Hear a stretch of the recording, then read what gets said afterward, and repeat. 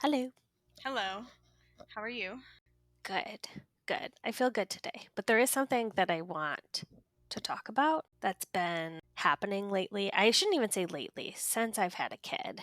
And I want to see your perspective on it and how you feel about it. Hmm. So, since having Eleanor, being on social media and seeing certain things really creates an emotional reaction for me. It's very triggering. And I want to put a trigger warning out there for you because I don't think I'm the only one that goes through this. But I really struggle with scrolling on social media, and TikTok is the worst offender for me. And I see infant loss, I see family loss, maybe infant illnesses. It just really affects me negatively. And I go into a very negative headspace. And I often can have intrusive thoughts because of it. And the one that I'm seeing lately on TikTok specifically, and I think it's because it's a pretty high profile case that just wrapped up, but it's the Jalen, the child Hmm. who was 16 months, left in her crib for 10 days as the mom just went on vacation. And that baby obviously passed away from being left alone for 10 days. And I just can't get over the fact that somebody could do that to their baby. I sit there and I look at Eleanor and I get teary eyed thinking somebody could physically create that type of harm to their child. And then I see lots of videos about accidental loss, right? Whatever it may be, and they're just memorializing their child on these social media outlets. But coming across it when I'm just trying to mindlessly scroll is so triggering to the point where sometimes I'm just I can't do it anymore. I need to know how you feel about this. No, no, I definitely feel the same way. I don't know if you've looked into that Ruby Frankie case or if you've Yes. gone down that rabbit Yes, I hole. have.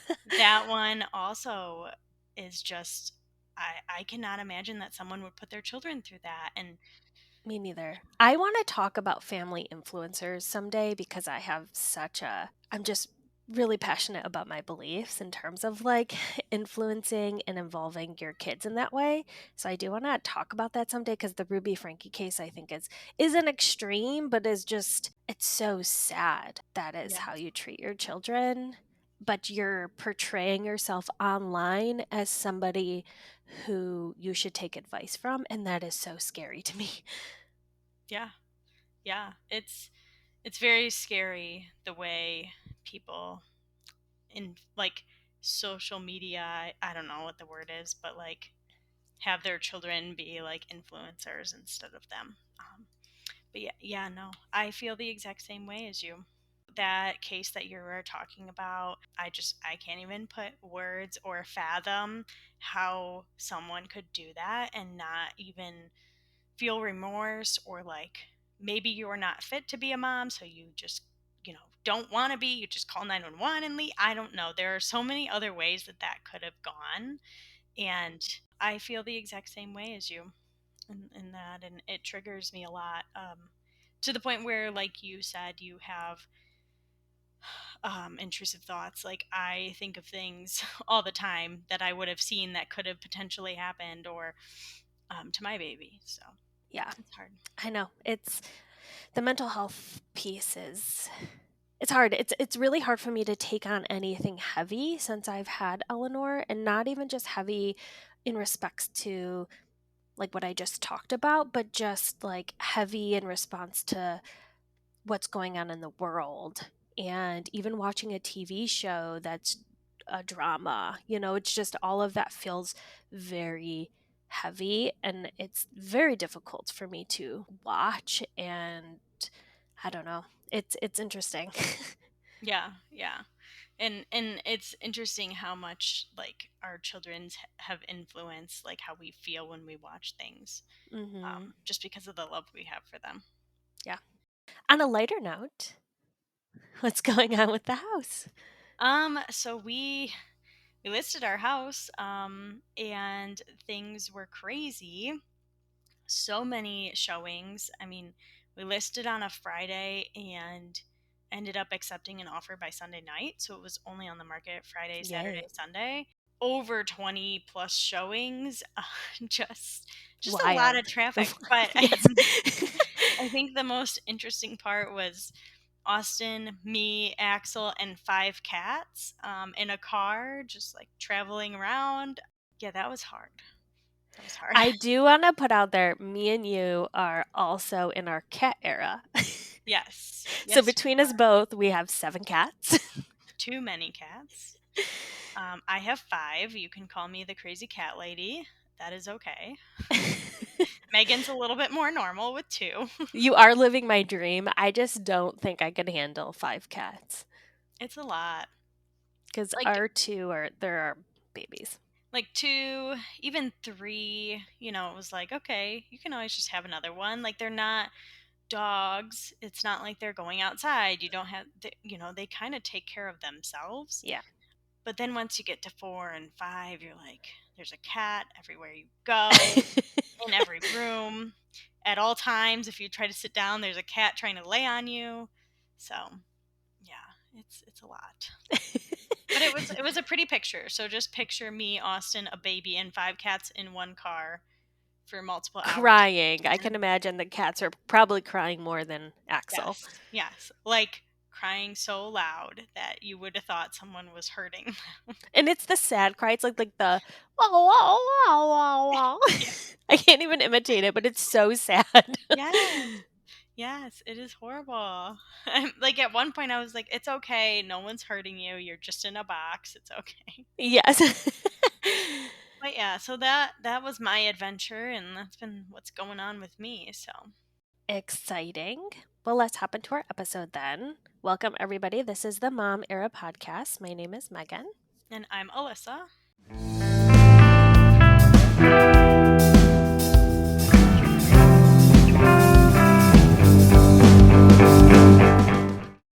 Today, we are talking about introducing solids. So, baby led weaning, purees, whatever it may be, Baby food.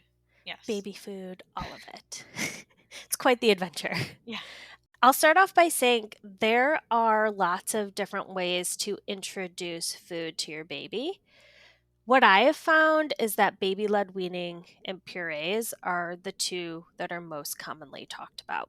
So, baby led weaning is essentially allowing your baby to learn how to feed themselves by introducing finger foods and kind of just bypassing purees completely.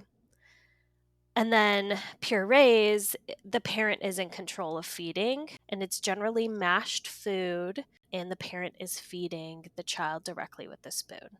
I do want to say for baby led weaning, what Alyssa and I both found as a really great resource was something called Solid Starts. It is an app.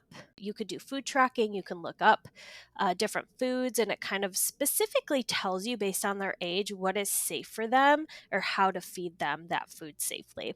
You could also Google it.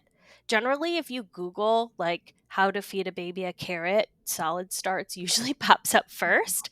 Um, so it's not difficult to find. There is a paid subscription, and I think you get more. I think you can do like the food tracking and some other things with it, but I'd never subscribed, and I just purely used it as informational to see how to feed the specific item.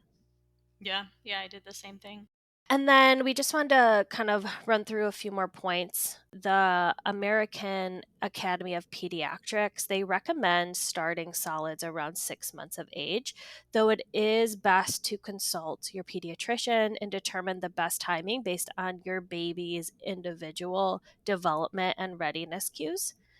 We were suggested at 4 months because Eleanor was hitting those cues. But I would say the common ones that I've heard of in terms of readiness is being able to like sit up with minimal support, having really good head and neck control, being able to use their hands to Yeah, reach and grab grab for something. food. And then just having that interest. If your child's not interested, you're not gonna go anywhere. Yeah, yeah, no, I have heard of children not being interested like right at the suggested hmm time frame. I also know that there's this suggested rule, 4 days, and basically where you wait 3 to 5 days between introducing a new food. So you're basically introducing like bananas for 3 to 5 days to make sure that they're not getting any allergic reactions. I was also told by my pediatrician that the earlier you introduced the common allergens, the less likely they're to have allergic reactions. Again, I'm not a doctor. That's just what I was Hmm. told. But that is also something that worked well for Axel. And then I think the last point that I can think of off the top of my head was to offer, at least in the beginning 4 6 months, whenever you're starting, you always want to offer breast milk formula first and then the food second. So food is secondary for a while. They're just kind of learning and tasting, I think, until a year, and that's when you're really transferring over. Yeah, yeah. And I was told like food is like for play and texture up until one. I Hmm. think closer to that 10, 11 month mark is when Axel was really eating more of a full meal aside from just like a snack of food. Yep. So do you want to talk about your experiences introducing solids, how it made you feel, how Axel handled it, your thoughts along the way? Yeah. So we had introduced more purees than we did like solids around 4 months. My doctor really wanted me to just introduce peanut butter, and that was also a high in protein type food that she wanted me to introduce to him because he was like a smaller baby. So to give him basically more meat on his bones. I did not introduce peanut butter right away. I started with like that baby rice cereal just for him to get the texture of, oh, something's going in my mouth other than milk. And I had mixed that with breast milk. I then started introducing the baby food from the store, just like purees, pretty much anything. Um, I would buy like 3 bananas or 3 peas and just like work on that over a week and then introduce a new item or a new food group the next week. And once he kind of got the hang of actually swallowing with the spoon, like once the food went in his mouth and he was swallowing, he loved food. Like he was all about food. He was all about eating all the time, even to the point where he basically ended up weaning himself off of the bottle. But it was, let's just say, like the purees was an okay transition, giving him some of that. Again, that was only like a month or two where we were like strictly on purees. And then I started to introduce like eggs, toast, bread, like all these other foods that he could just eat. And I would give him some of what we were eating or just cut up some fruits for him. And he took really well to that. It was a little bit before he could actually like pinch and grab the food. So I would try to cut them into the longer strips like they recommend on the Salad Start app. And he would just put it in his mouth and take a huge bite off of it. Yeah. Um, so that was like we did not stick with the strips very long. Overall, the entire baby led weaning and like allowing him to eat food on his own is absolutely terrifying. So Triggered terrifying. triggered anxiety for me in so many ways to the point where I would be like, stop giving my baby food. Like he's going to eat what I'm giving him. I that was just very, very hard for me. And even to the point where I did see myself loosen up or give him other foods. And then there would be like a situation where he was having a very hard time chewing it or getting it down. And I'm like, every time I let my guard down, Hmm. something happens. um, Thankfully, we did not have any major issues, but that I think was one of the hardest things. Like, I would probably say him eating salads is more Yeah. anxiety producing than breastfeeding for me. Yeah. And so that's kind of like a summary of how our process introducing salads and foods went. Hmm. I would say like we still do like pouches, we still like as a snack, but he is fully like transitioned to 3 meals a day as of 1 years old, and I have a lot less anxiety now, even Hmm. though he doesn't have any teeth. He can It's so still crazy. chew and crunch down on food. So, The gums, I think we don't give them enough credit because they do work. yes, they do. They are very, very strong. Hmm. So I had a very similar experience, I would say, at least in terms of the anxiety, because it just is, it's a lot. And, Rob would make fun of me, kind of, about how, like, nervous I was. And, like, sometimes he would feed her and I'd have to step away. I'm like, I can't. Mhm. Yeah. Oh, yeah. I would find myself, like, reacting to Austin, like, he's like, "He's fine, he's fine," and Mhm. that was very hard. Very hard. So Rob and I, like I said, we introduced solids at 4 months, and mashed banana was the first food we introduced. I Mm, would say she was interested, a little indifferent at first. What we did is, I would say we started slow and we didn't make it into a situation where we felt pressured, which was good for me because I had a massive amount of choking anxiety. And I learned very quickly. Was I comfortable with it? No, but I learned very quickly that gagging is very normal and a huge part of their development. I also learned that you shouldn't ever scoop food from their mouth if they are gagging, because then you're risking pushing the food back, even though they're kind of already working it out. And then I also learned that you shouldn't pat their back if they're gagging, because again, you could lodge a piece that they're very capable of gagging. And gagging is so prevalent in the beginning. They have, the gagging reflex is huge. It's a positive thing that they are gagging. But man, it doesn't make it easy. I, for the peace of mind, bought the Life Vac. I think you sent it to me. yep, I bought it too. Yep. Which is a airway clearance device. We also purchased a CPR class, which Rob and I still haven't taken. We need to take it. We paid for it. We just haven't scheduled it. But I would say overall, we ended up with a combination of baby led weaning and purees ultimately. We made a lot of our baby food at home, and we did make sure to introduce peanuts early and also to introduce different textures. The thing I think we struggled with is one of the things with allergens that they say is to introduce allergens early, but then also make it consistent. And we don't give her peanuts very often. We're not really a peanut butter family. So I probably should do that a little bit better. But she was always really good with eating. We would generally feed her when we ate and give her a little bit of whatever it is we were eating. At 14 months, Eleanor's a fantastic eater for the most part. She obviously has her days. We do hope it stays this way. I don't want to become like the macaroni and cheese parent where like that's all she eats, or chicken nuggets or whatever. My goal is to ultimately help her develop like that positive relationship with food and be able to try new things and continue eating as she is. We will see how that goes. But ultimately, that was our journey. Again, lots of anxiety just like you. It was tough to work through. I feel no anxiety now. I feel much better. Eleanor does have a few teeth, but she's really great at chewing. I mean, we give her almost everything. I mean, we don't give her like pretzels or whatever, but like, age appropriate, we give her Yeah. everything and anything. Yeah. I would say Excel is the same right now. I guess we can go into some questions and kind of take turn answering these Well, let questions. me ask first, since I just kind of went through my experience. We'll give you some time to talk. Actually, before we do this, Alyssa and I thought of questions that we sat there Googling like crazy as our babies were starting solids.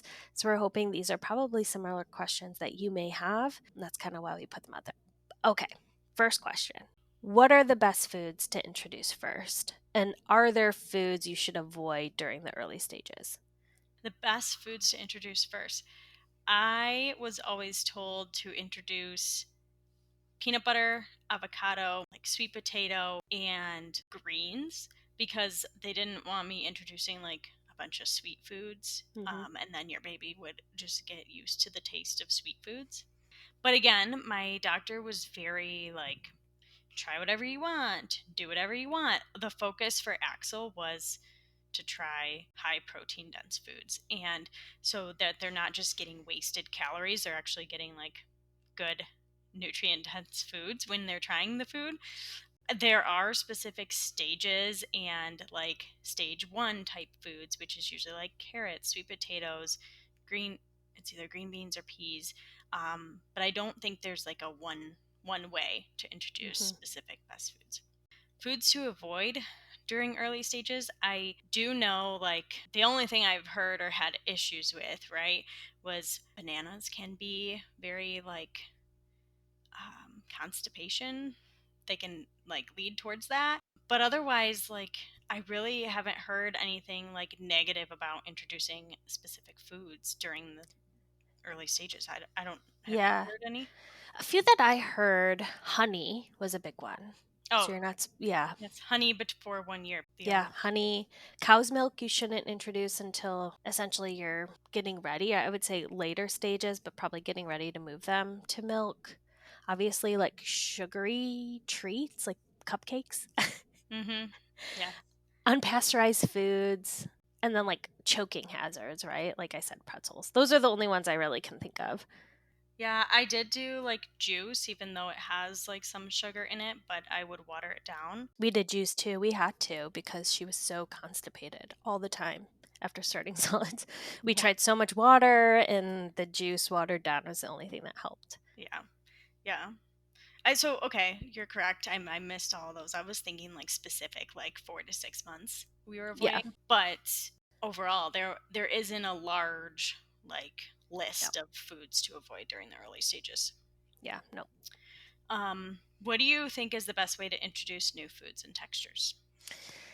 What I found that works best for Eleanor is two things. The first is she really likes copying me, seeing what I do. So if I'm eating the same food, she's generally interested. Hmm. I don't know who is at this stage.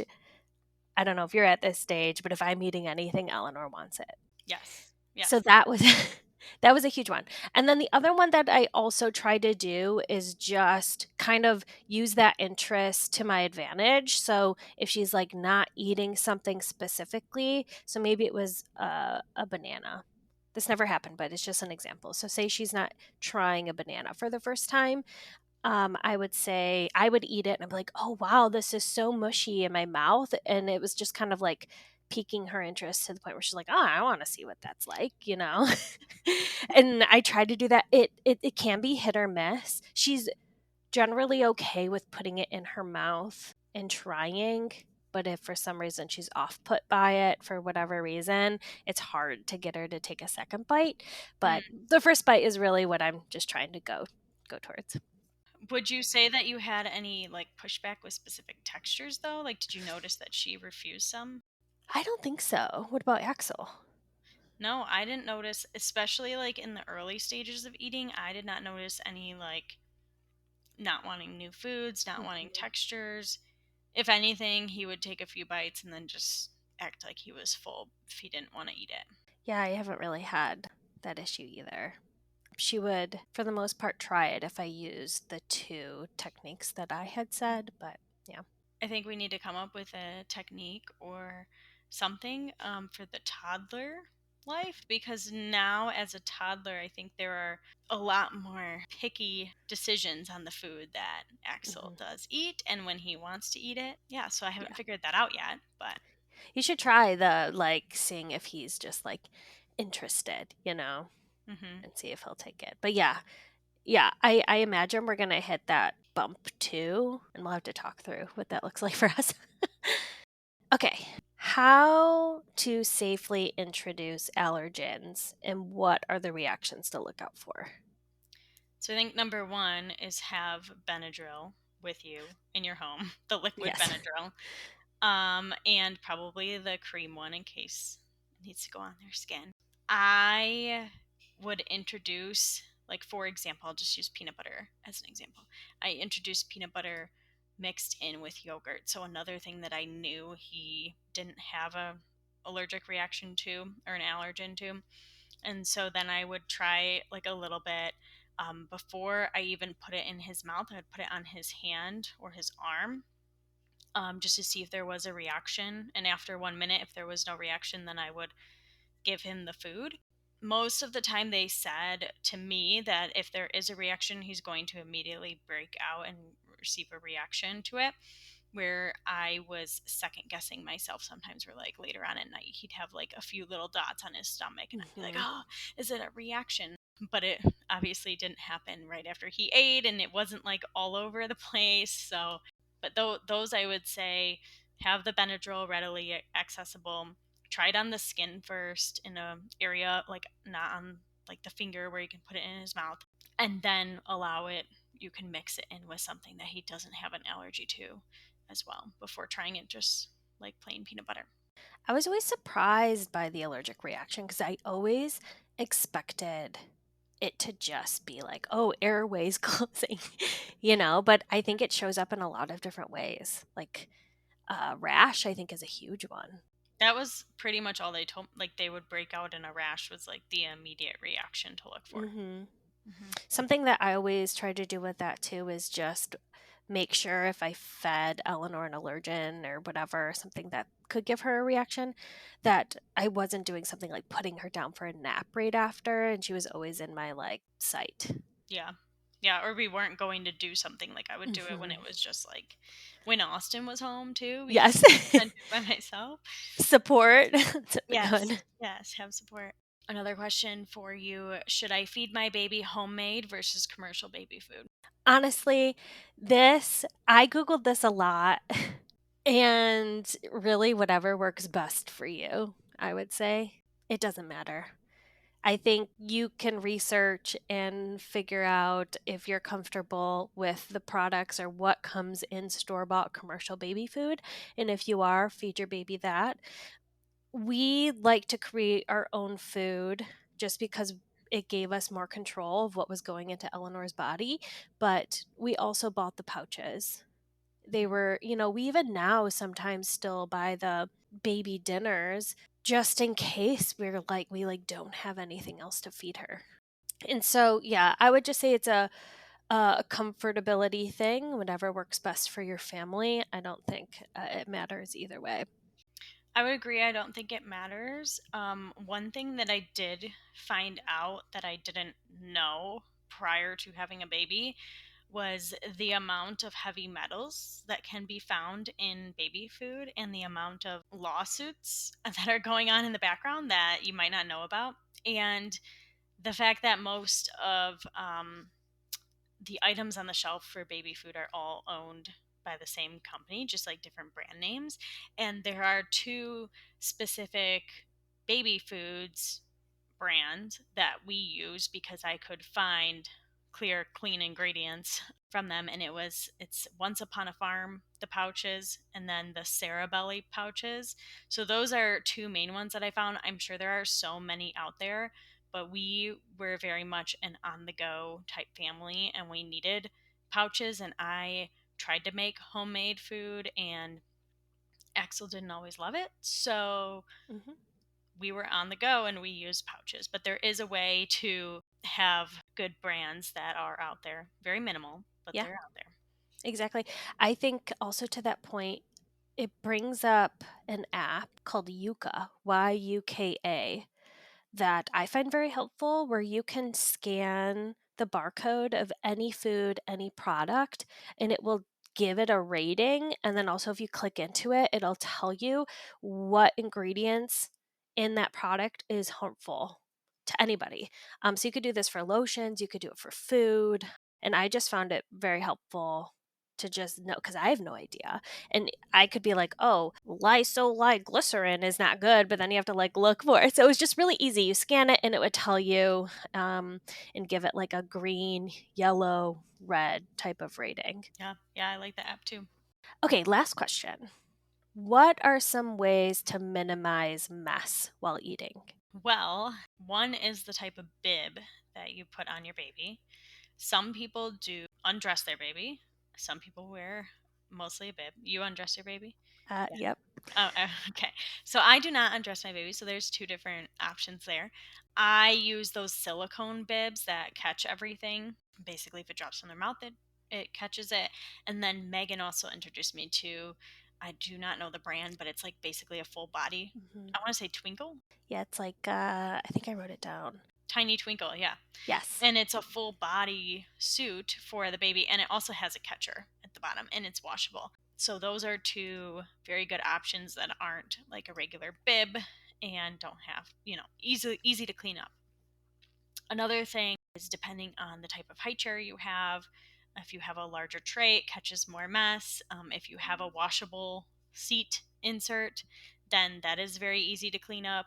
I always like would hand pick up the food that fell on the floor, and then Austin started sweeping it up, and I'm like, oh, why didn't I think of that? Why Wow. didn't I think of sweeping the food up? Ugh, so, sometimes things just slip out of my mind. But so putting it in an area where it's on hardwood floor, or if you do have, I have seen there are catchers that can go Mhm. underneath the high chairs for easy cleanup, trays that are removable. So if you can take the tray off, that is helpful.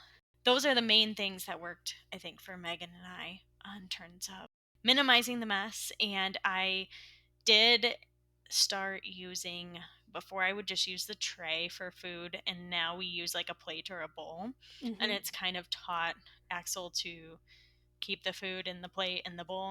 Unintentionally I did that, but it works.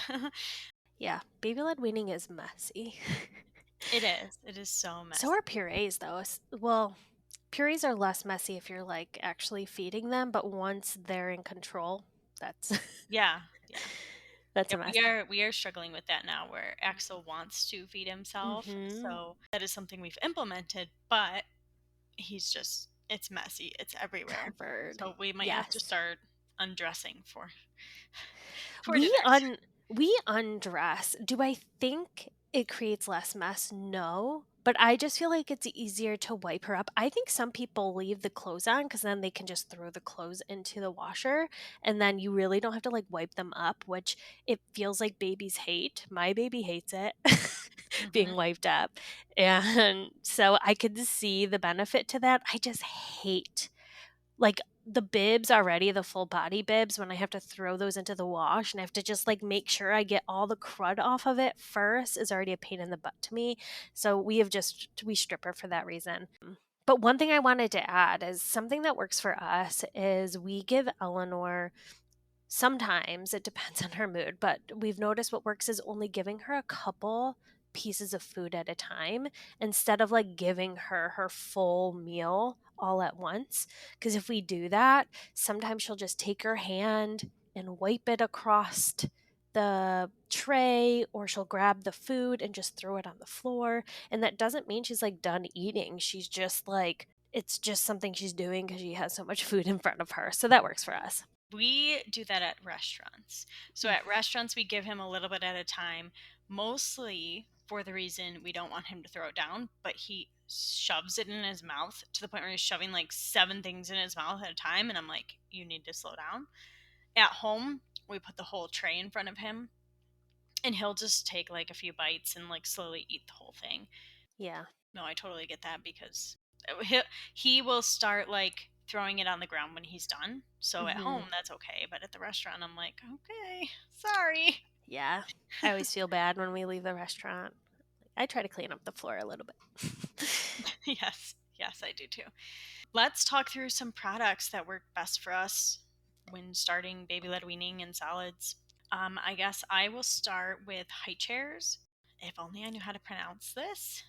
Do you know how to pronounce Inglesina? Oh, in Glycina, the Inglesina? Gusto convertible high chair. Yeah, that's the one I have. Yes. Do you want to talk about that high chair? I do. So, this is the one I put on my baby registry. I had done what I thought was, like, so much research on it. And then when we finally started using it, I hated it. Completely hated it. You put Eleanor as a 4-month-old in that chair, and she was just drowning. And it has a slight lean back to where she was not upright, and she would, like, slope to the side and like slink down in this chair. So Oh. was not safe for feeding. So we didn't end up using it for a while until she could fit into it more comfortably. There's lots of crevices to clean. I think this is probably every high chair you have, but like it just is too much. I would have preferred buying something completely different. But because we had that issue where she wasn't fitting into it, I ended up buying the Ingenuity Baby Base 2-in-1 booster. So it's the one you can strap to a kitchen chair. You also have it. And she would fit in that much better. It gave her good like posture, and it was like a little tray. It was just, it fit her better. If I had a do over it now, I'm not gonna just like go out and buy it in another high chair. I've thought about it so many times, but they're not cheap, and I have one that works perfectly fine. But if I had a do over, I would not have chosen the high chair that I have. I also like the Ingenuity toddler booster seat. I have that one too. I think I copied your registry and put it on mine. But I like that one mostly. I used it for the first like maybe 4 to 6 months. Hmm. Um, and I did not like the tray because it's so small. You can't put a plate, you can Yeah. only put a bowl, you have to put it on the tray. Easy to remove, easy to clean. It's a great otherwise. But so we use it when we go to people's houses. We Yep. just throw it in the back of our car. I did recommend the Bumbo one too. It's this pretty much similar. I would say it's a little bit smaller though because You Axel, have that one? my mom has it, You're okay. and my sister has it. So Axel will fit in it, but he's like getting a little too big for it. Where the Ingenuity he still fits in. I did not buy a high chair on my registry, so if you're not sure what high chair you want, just wait and don't put it on your registry because that's what I did. And actually, I had one on there and it was out of stock, and then I just didn't buy one. Mm, And I bought it when I needed it, but I bought it's like a convertible wooden high chair, and so basically it is a little bit smaller, but that was good for Axel because he's a smaller baby. Um, and it has a shorter back, and it has like the top straps and the lower straps, and it has a removable tray. I just really liked because it's adjustable. I can turn it into a toddler seat. I can leave it as a high chair. It's super easy to use. The cover comes off pretty easy to wash. Otherwise, it's just like a smaller fit high chair instead of like one of the tall backs, like huge high mhm. chairs. And that's what we needed for our What was that one called? 3-in-1 convertible wooden high chair. Oh, that's the name? Okay. I feel It like has it's a a brand on knockoff of some of the popual versions out there that are way here. more expensive because yours was pretty affordable. It's brand Malify, Mallify. Yeah, no, it was very, very affordable. You can attach like the catcher thing on the bottom of it for messes. Yeah. But I really like it. I bought it probably at 6 months, and it's been good, super easy Mhm. to use. I don't know. I mean, I would go back and reuse it. I don't think there's any problem with it. I just don't know like what I would use if I went back and like researched other ones because I just kind of found this one and ordered it. I didn't really research too much Do a into ton of it. research. Yeah. Yeah. I like think about it now because I have looked ones up because I'm a weirdo that thinks, oh, I'll buy a new one, but I'm not actually going to. And I think I would honestly probably put my money into the cheap IKEA one and then That just one's add a another. footrest because the footrest is really important, I guess, in high chairs, which Eleanor can't reach on ours anyways. But you can install one on the IKEA one and it's plastic. You can easily just like wipe it down. And I think a lot of people really suggest that one. I think I would definitely do something along that line instead. Yeah. Yeah. I've heard a lot of good reviews about the IKEA one. Me too. We have one more portable chair. But Mm. same as you, we generally take the Ingenuity around. Like when we traveled to see Rob's brother, we just took that one with us and it was perfect. But we also have another one that's like a foldable camp chair type of. Oh yeah, I've seen that. Those are cute. Hmm. And we've used it a few times. We probably don't need both, but it really helps during times where like there's nowhere to put that seat. So camping, if you're a big camping family, or a picnic or something like that, where you don't have like an area to put a seat. It works really well. It's also really nice because you could use it as like a little kid's camp chair once she is not eating in it anymore. And Yeah. that one is called the Baby Delight Go With Me portable chair. Yeah, those are cute. I've seen them. I don't have one, but they're cute. Some bibs. I know we already touched on some of them, but the top two will say the names of silicone bibs, and then it's a full body tiny twinkle mess proof baby bib. Those are the full body suit ones that just velcro in the back. Mhm. One Um, thing I will say, which the Tiny Twinkle does have, is the Velcro. I hate washing Velcro. yes, I always forget to whatever, but I would that's do the that one with thing. the swaddles. I would. They would Oh, always be yes. stuck to everything. Yes, that was terrible. The Cups. Yeah, cups that worked for us. So I would say the Honey Bear training straw cup. Did you end up using this one too? Yeah, you told me about it. I didn't buy it right away because I was like, "Oh, I'm gonna hold off and see what we do." Because at that point, we weren't using straw cups. We ended up having to buy it because she couldn't figure out a straw.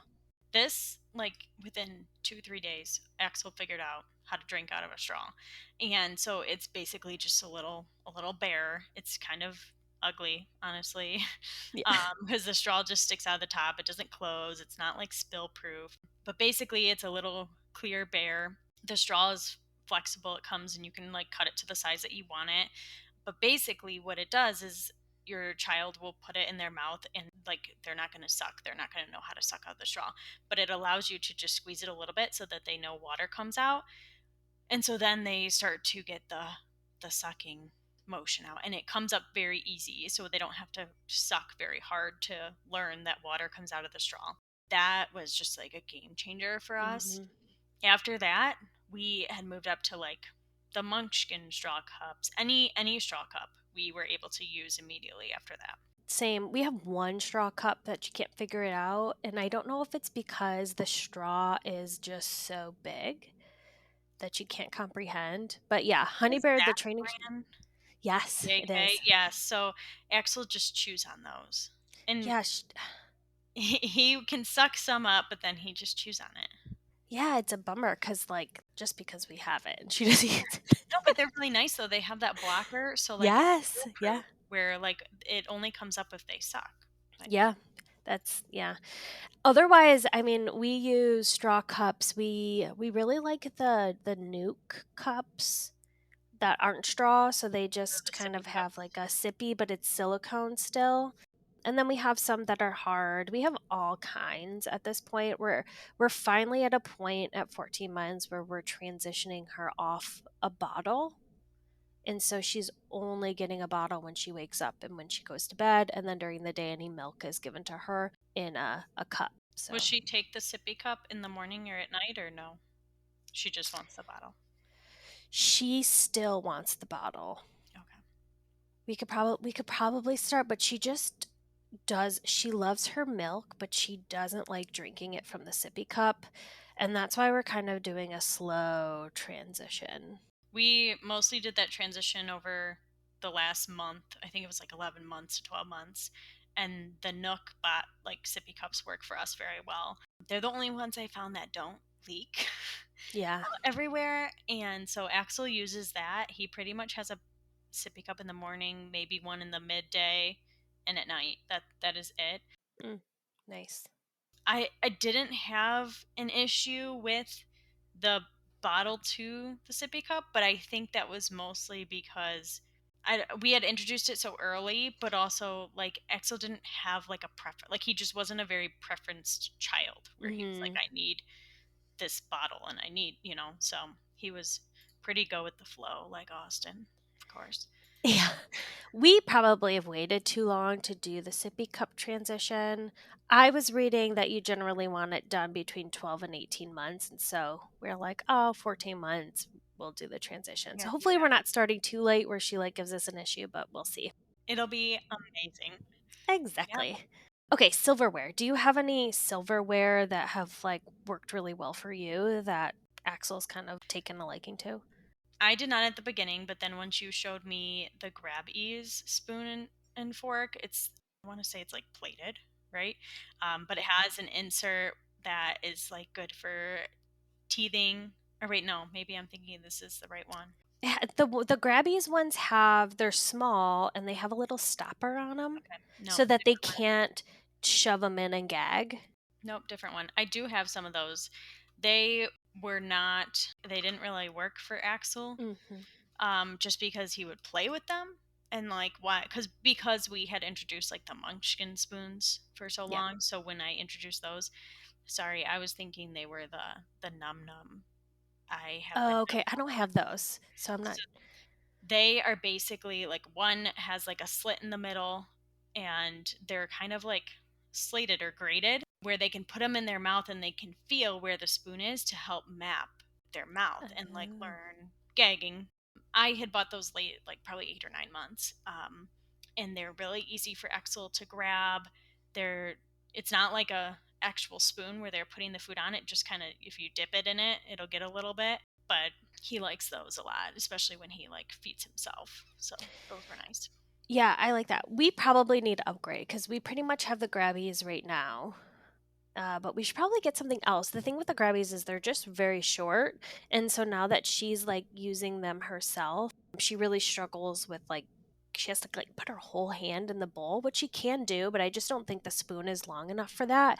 Hmm. The Grabbies ones were really really great for baby led weaning in the beginning because it's like perfect for sizing for them to like hold on to because it has like a thicker handle, and then because of the stoppers there, they're not like, you know, gagging themselves, which is a huge part of learning. So they're not shoving it down their throat. So I really liked it for that. We're probably at a point where we need to upgrade. We have a few others that we use primarily for purees.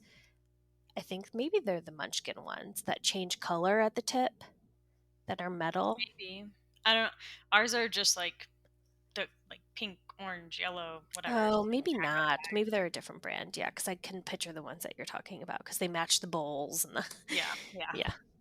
yeah. No, I would agree. The grabbies ones are good for the first couple because the only thing they want to do is shove that thing in their mouth and like choke themselves. Yes. I'm like, what? What are you doing? Like, stop. Like, stop. And then they're upset that they're doing it, and you're like, okay, you got to pull it out. Yeah. Yep. I think that is all of like the items that worked best for us with starting solids. Is there anything else I'm missing? Nothing else that I can think of. I mean, of course, I think you and I both had, the silicone plates and the munchkin bowls. Have found that those have been more helpful later in the journey than earlier, but otherwise, I can't think of anything else. Yeah, I have the silicone plates. They're split into three. They have a lid, so it's helpful when like traveling. But I really want to find something that's not silicone because it kind of makes the food taste weird. Interesting. That still sticks to the tray because once Axel's done, he'll just try to lift up, shove it Yes. in his mouth. But I haven't gone down that rabbit hole yet. So Yeah. Okay. Well, what mom era are you in this week? I am now in my climbing the stairs mom era Ooh. because Axel has figured that out and that is all he wants to do. And it is just so cute watching his little feet like figure out how to like push up and crawl up, but he laughs the entire time he climbs up the stairs as you chase him. Oh, poor baby, you're taking the stairs away from him. Well, we have stairs in the basement. But it's not the same. We Yeah. have 3 flights of stairs right now, and it is so much fun to climb up and down the stairs now. Yep. So, if we put him down in the living room, he immediately runs for the stairs, and he has not figured out that you have to turn around and go butt first. So he tries to head dive into the stairs. So does Eleanor. We keep every time she's on a couch, she's on the stairs, she's on the bed. I say, "How did Mama tell you to go down?" And she just wants to fly for. I'm like, "Nope, you gotta go butt first." So I do it with her every single time. That's something I wish I would have started way earlier. Is teaching her how to get down from higher spots, but Mm. it just wasn't on my radar, and so now she's just, like, not comprehending it, but I'm, like, trying every day. Yeah, my friend did it very probably like 6 months, and she was very successful with it. But we don't go on our couch with him Mm, that often. We don't go, like, he doesn't sit on our couch, he doesn't sit on high spaces. So it wasn't a thing that we incorporated. So, yeah. Yeah. what mom era are you in this week? Ooh, I'm in my standing and letting go. So Eleanor has been pulling up. She has been walking with her toys for a few months now, but she's finally at a point where she'll, get herself up and let go, stand there, or maybe she's playing with something, so she can do that for a little bit of time. And then she usually hangs back on or drops or whatever. So You're getting there. You're I don't getting know how close walking is because the stages seem there. Ugh. very long, but we could be close. Does she like, Axel will always stand up, he'll let go, and then he'll just like slowly squat down like he's doing Hmm. the squats. And I'm like, buddy, you know you have the balance, you know what to do. You're squatting very easily. Like, come on, you can stay standing. Yeah, Yeah. she does that sometimes. Like when she first started standing, she was very cautious when she would go down, and she would do the very slow, or she would like grab on something else that was lower. So she was very cautious. But I mean, now she just seems much more comfortable standing, getting down on her own, now letting go. You keep saying 14 months, and I'm like, oh my word, I know, isn't it crazy? where did time go? 14 months. I know, crazy, crazy. Well, thank you everyone for joining us on this week's episode. We hope this was helpful and sharing our experiences with baby food and baby led weaning. Follow us on Instagram and TikTok at momera_podcast. Yes, and send us an email if you want with any of your tips and tricks for solids or any of the other topics we have covered so far at momerapodcast@gmail.com. All right, see you next time. All right, bye.